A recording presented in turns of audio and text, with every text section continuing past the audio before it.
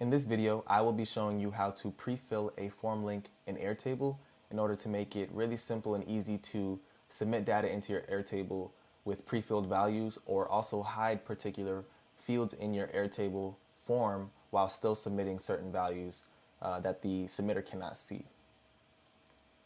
So first thing you need to do is get your form link.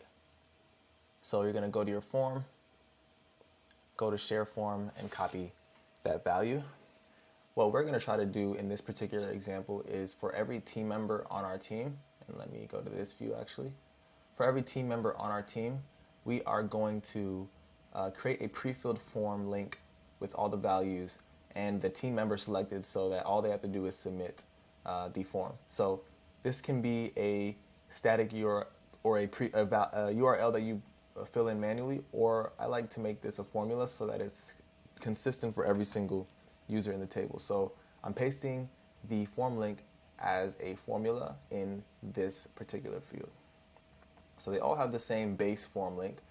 Next, we're going to create a field that has the personalized form link. So this is going to be the field with all of the custom URL parameters in order to pre-fill the form when the submitter sees it. So again, this is a formula, and what we're going to do is make sure we pull in the form link first. So the base form link is going to be the start of this, and actually what we want to do even before that is use the concatenate function to easily allow us to append all these things together.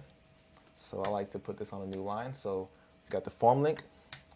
After the form link, we need to make sure we put a question mark, which makes the next few values that we put in here the URL parameters.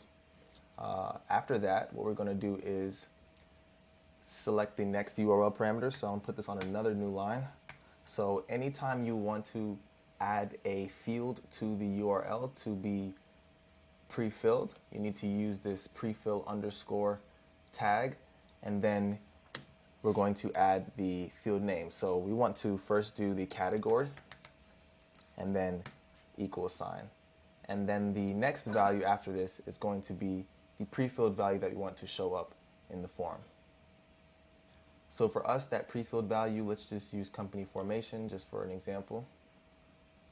So we're going to add that here.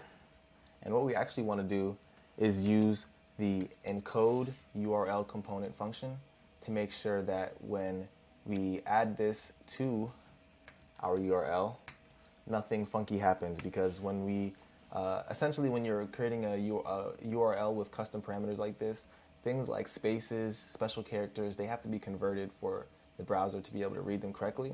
So we use the encode URL component just to make sure nothing gets messed up in our URL.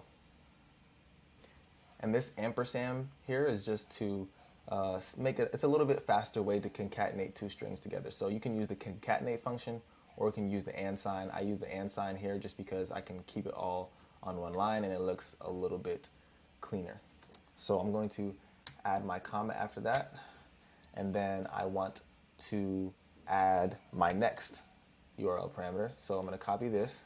First thing you need to do is make an and sign inside of your string.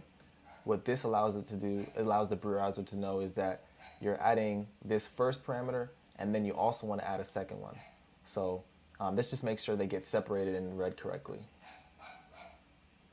So next thing we want to do is select the next parameter, right? So we're going to change this to be uses.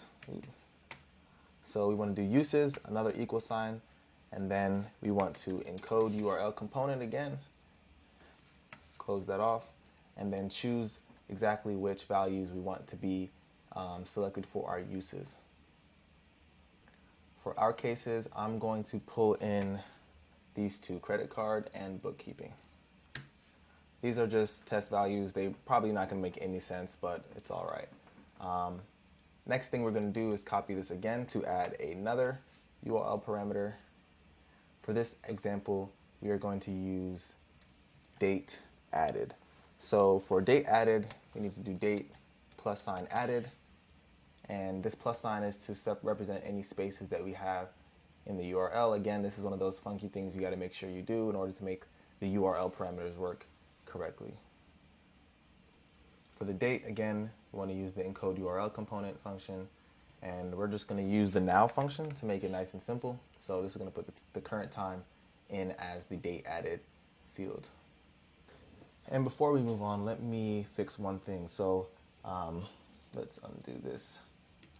I had the now function here, right?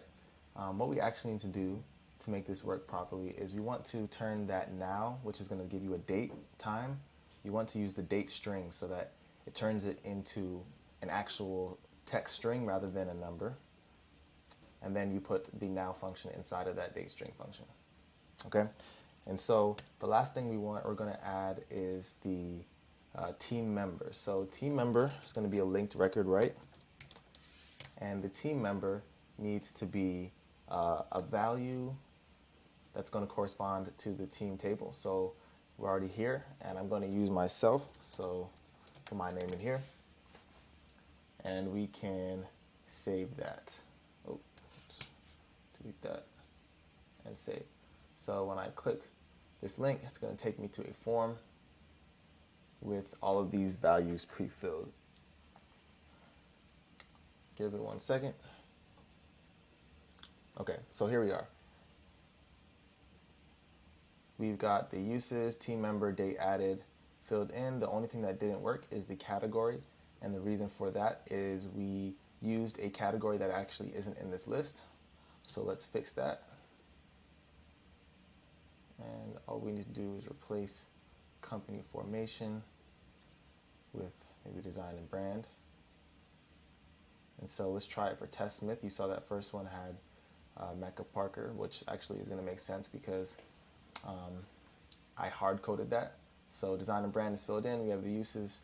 The team member is going to be selected since we hard-coded that.